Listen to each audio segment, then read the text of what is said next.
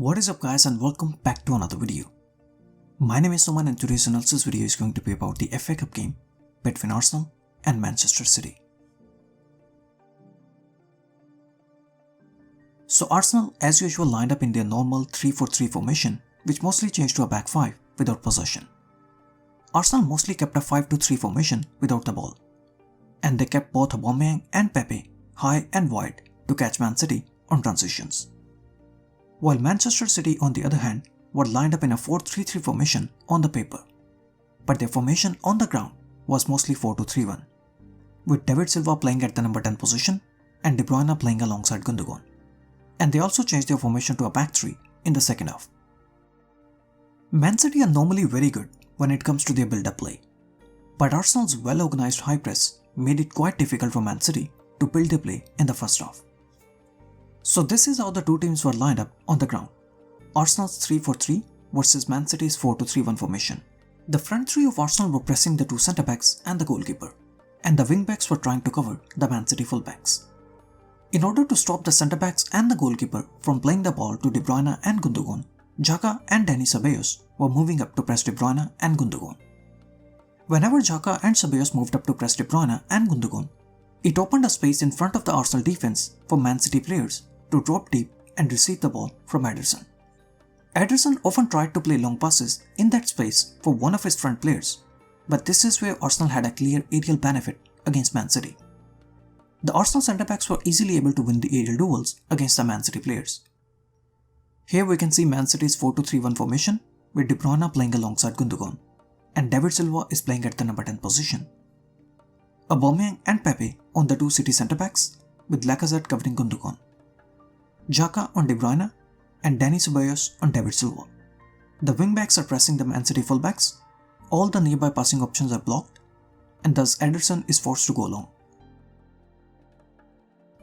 Ederson tries to pick his teammate in the space behind the Arsenal midfield as we saw in the animation earlier, but David Luiz easily wins the aerial duel against Riyad Mahrez. Here again, Xhaka and Lacazette were covering De Bruyne and Gundogan, with Ceballos pressing David Silva. Ederson once again tried to exploit the space behind the Arsenal midfield by playing a first-time long pass to Gabriel Jesus. David Silva once again wins the aerial duel and plays a first-time pass to Aubameyang, who should have scored the goal. Arsenal could have also decided to play with a high defensive line to eliminate the spaces in the midfield. So why Arsenal did not play a high defensive line? Arsenal's defensive line does not have enough pace, so leaving the spaces behind the defensive line against a team like Man City was not a good idea, as Man City's front line has the pace to exploit the spaces behind the high defensive line. And this is why Arsenal decided to leave the spaces in the midfield, because the only way for Man City to exploit the spaces in the midfield was to win the aerial duels against Arsenal's centre-back. But Arsenal had a clear aerial advantage against Man City, and they were easily able to outmuscle the Man City front line. With possession, Man City's wingers normally stay very wide, as they try to create gaps in the half spaces for De Bruyne and David Silva. But since Arsenal were playing with a back 5 defensively, so they would have easily covered the front 5 of Man City without the ball. So in this game, the Man City wingers were actually playing very narrow, and they were creating gaps on the wide areas for the Man City fullbacks. And De Bruyne, who normally attacks the half spaces, was staying very low. There were a few reasons why Man City decided to change their attacking pattern. Arsenal without possession kept a 5-2-3 formation. So in order to open the spaces for De Bruyne, Man City decided to move the fullbacks high up the ground to create a front line of 5 men, to match Arsenal's back 5. The front line of Man City was forcing the Arsenal defense to fall back, while Xhaka and Ceballos were dropping in front of the defense to cover any cutbacks, because cutbacks is a big part of Man City's attacking pattern. Aubameyang and Nicolas Pepe were not dropping back, as Arsenal decided to keep them high and wide to catch Man City on transitions. Since Aubameyang and Pepe were not dropping back, so that created the space in the midfield for De Bruyne and Gundogan to play crosses inside the box. And thus Man City mostly had a formation of 2-2-1-5 with the ball.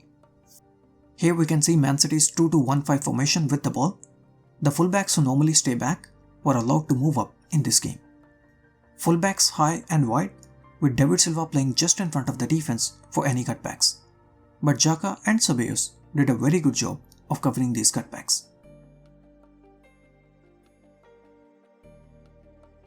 This was the only time when Xhaka wasn't able to clear the space in front of his defense, and Sterling should have scored the goal.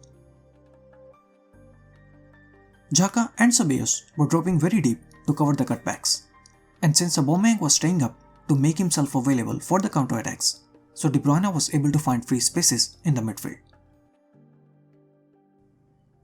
Riyad Mahrez is keeping the wing-back narrow, and Kyle Walker is now totally free to attack the wide space, with De Bruyne finding the space to make the play for Man City. Aubameyang was now dropping back to help his team defensively, and that gave De Bruyne the spaces in the midfield. Arsenal gave De Bruyne the free spaces, but at the same time, they also had Aubameyang high and wide, ready to attack Man City's backline whenever Arsenal won possession. Both Aubameyang and Nicolas Pepe were playing right at the shoulder of the last defender, ready to attack the spaces behind the high line. Arsenal's pressing traps made it really difficult for Man City to build their play in the first half. But in the second half, Arsenal were happy to drop back and defend their lead, and they gave Man City the freedom to easily build their play. Man City also tried to match Arsenal's formation in the second half by shifting to a back three. Man City shifting to a back three with Mendy and Phil Foden giving the attacking width. Sterling, De Bruyne, Gabriel Jesus and David Silva were all playing very narrow, and thus the central area was very crowded. The only spaces available for Man City were on the wide areas. Man City played 43 crosses from these wide areas, but Arsenal's defense did a brilliant job of winning the aerial duels. One man who deserves special appreciation is David Luiz, who had one of his best games in an Arsenal jersey. David Luiz won 100% of his tackles, 100% of his aerial duels, and he also made 12 clearances and 4 interceptions. Luiz also created one big chance for Aubameyang, which he should have converted into a goal. With Guardiola finally out of the equation, one of Arteta, Lampard or Ole will now have the chance to lift his first major trophy as a manager. Thank you so much guys for watching the video. I hope you guys enjoyed it. Please don't forget to like and subscribe.